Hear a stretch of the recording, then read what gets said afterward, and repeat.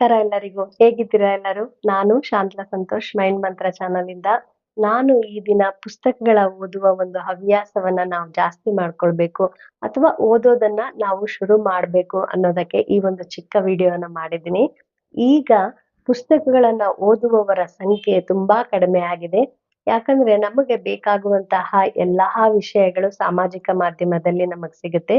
ನಮ್ಗೆ ಯಾವುದೇ ವಿಷಯ ಬೇಕಂದ್ರೂ ಸಹ ನಮಗೆ ಬೇಗ ಸಾಮಾಜಿಕ ಮಾಧ್ಯಮದಲ್ಲಿ ಹುಡುಕ್ತಿವಿ, ಆಮೇಲೆ ಅದನ್ನ ಕಲೆ ಹಾಕ್ತಿವಿ. ನಮಗೆ ಯಾವ ವಿಷಯದ ಉಪಯೋಗ ಇದೆಯೋ ಅದನ್ನ ನಾವು ತಿಳ್ಕೊಳ್ತೀವಿ.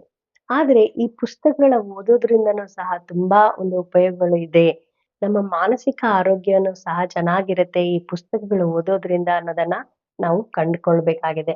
ಇವಾಗ ಎಲ್ಲಾ ಜನರು ಅವರ ಮನಸ್ಥಿತಿ ಮತ್ತು ಆಲೋಚನಾ ವಿಧಾನಗಳು ಬೇರೆ ಬೇರೆ ಆಗಿರತ್ತೆ ಅಲ್ವಾ? ಎಷ್ಟೇ ಒಂದೇ ಕುಟುಂಬದಲ್ಲಿ ಜನರಿದ್ರೂ ಸಹ ಅವರ ಆಲೋಚನಾ ವಿಧಾನಗಳು ಬೇರೆ ಬೇರೆ, ಆಮೇಲೆ ಅವರ ಮನಸ್ಥಿತಿಗಳನ್ನು ಸಹ ಬೇರೆ ಬೇರೆ ಆಗಿರತ್ತೆ. ಈ ಒಂದು ಪುಸ್ತಕಗಳನ್ನ ಓದೋದ್ರಿಂದ ನಮ್ಮ ಆಲೋಚನೆಗಳನ್ನ ಸಕಾರಾತ್ಮಕವಾಗಿ ನಾವು ಮಾಡ್ಕೊಳ್ಬಹುದು. ಆಮೇಲೆ ನಾವು ಯಾವ ಒಂದು ಶಿಕ್ಷಣದಲ್ಲಿ ಅಂದ್ರೆ ಶೈಕ್ಷಣಿಕವಾಗಿ ನಾವು ಮುಂದುವರಿತಾ ಇದ್ರೆ, ವಿದ್ಯಾರ್ಥಿ ಆಗಿದ್ರೆ ಯಾವ ವಿಷಯಗಳ ಬಗ್ಗೆ ನಾವು ಓದ್ತಾ ಇದೀವೋ ಆ ಕುರಿತು ಆ ಒಂದು ಪುಸ್ತಕಗಳನ್ನ ನಾವು ಓದ್ಬೋದು. ಆಮೇಲೆ ನಮಗೆ ಇಷ್ಟವಾದ ವಿಷಯಗಳ ಬಗ್ಗೆ ಯಾವ ವಿಷಯಗಳನ್ನ ನಾವು ಆಸಕ್ತಿ ಪೂರ್ವಕವಾಗಿ ನಾವು ನೋಡ್ತೀವೋ ಆ ವಿಷಯಗಳ ಸಂಬಂಧಿತ ಪುಸ್ತಕಗಳನ್ನು ಸಹ ನಾವು ಓದ್ಬಹುದು. ಹೀಗೆ ಹಲವಾರು ಪುಸ್ತಕಗಳು ನಮ್ಮ ಜೀವನದಲ್ಲಿ ನಾವು ನೋಡ್ತೀವಿ.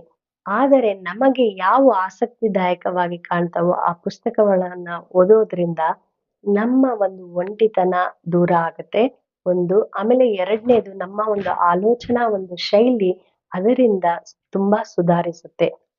ಯಾವುದೇ ಒಂದು ಪುಸ್ತಕವನ್ನ ನಾವು ಓದೋದಕ್ಕೆ ಕುಳಿತಾಗ ನಮ್ಮ ಏಕಾಗ್ರತೆಯ ಮಟ್ಟನೂ ಸಹ ಜಾಸ್ತಿ ಆಗ್ತಾ ಹೋಗುತ್ತೆ. ಆಮೇಲೆ ತುಂಬಾ ಚಂಚಲವಾಗಿರುವ ಮನಸ್ಸನ್ನು ಸಹ ಪುಸ್ತಕ ಓದೋದ್ರಿಂದ ಚೆನ್ನಾಗಿ ನಮ್ಮ ಮನಸ್ಸನ್ನ ಏಕಾಗ್ರತೆಯ ಕಡೆಗೆ ಅದನ್ನ ಕೊಂಡೊಯ್ಬಹುದು. ಆಮೇಲೆ ಹಲವಾರು ವಿಷಯಗಳು, ಹೊಸ ವಿಷಯಗಳನ್ನ ನಾವು ಪುಸ್ತಕಗಳು ಓದೋದ್ರಿಂದ ತಿಳಿದುಕೊಳ್ಳಬಹುದು. ಆಮೇಲೆ ನೀವು ಒಂದು ಗಮನಿಸಿ, ಯಾವುದೇ ಒಂದು ಪುಸ್ತಕವನ್ನ ಓದಬೇಕಾದ್ರೆ ನಮ್ಮ ಮನಸ್ಸು ವಾಸ್ತವಿಕಗಿಂತ ಪುಸ್ತಕದಲ್ಲಿ ಏನ್ ನಡೀತಾ ಇದೆಯೋ ಅದನ್ನ ಆಲೋಚನೆ ಮಾಡುತ್ತೆ, ಅಲ್ಲಿಗೆ ನಮ್ಮ ಮನಸ್ಸನ್ನ ಕೊಂಡೊಯ್ಯುತ್ತೆ. ಆ ಒಂದು ವಾಸ್ತವ ಒಂದು ಪರಿಸ್ಥಿತಿಯನ್ನ ಬಿಟ್ಟು ಬೇರೆ ಒಂದು ಜಗತ್ತಿಗೆ ಕೊಂಡೊಯ್ಯುವ ಆ ಒಂದು ಶಕ್ತಿ ಪುಸ್ತಕಗಳಿಗಿದೆ. ನಮ್ಮ ಮನಸ್ಸನ್ನ ನಾವು ಬರವಣಿಗೆಯ ಮೂಲಕ ಬರವಣಿಗೆ ಯಾರು ಬರ್ದಿರ್ತಾರೋ ಬುಕ್ಸ್ ಅನ್ನ ಆ ಒಂದು ಏನು ಸೃಷ್ಟಿ ಮಾಡಿರ್ತಾರೋ ಜಗತ್ತು ಅದರಲ್ಲಿ ನಾವು ಆಲೋಚನಾ ಮಗ್ನರಾಗಿರ್ತೀವಿ. ಈ ಒಂದು ಶಕ್ತಿ ಈ ಬರವಣಿಗೆ ಅಂದ್ರೆ ಪುಸ್ತಕದಲ್ಲಿ ಇದೆ. ಮತ್ತೆ ಮುಂದಿನ ಸತಿ ಒಂದು ಒಳ್ಳೆಯ ವಿಷಯದ ಜೊತೆ ನಿಮ್ ಮುಂದೆ ಇರ್ತೀನಿ. ಅಲ್ಲಿವರೆಗೂ ನಮಸ್ಕಾರಗಳು.